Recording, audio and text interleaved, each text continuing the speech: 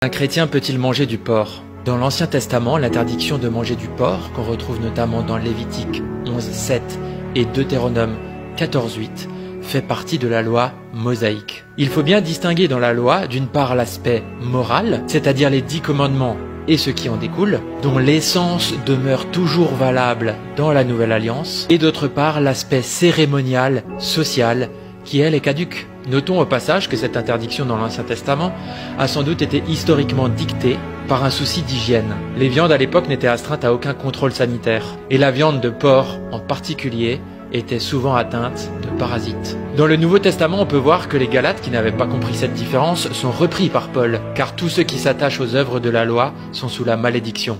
Je vous laisse lire le verset en entier.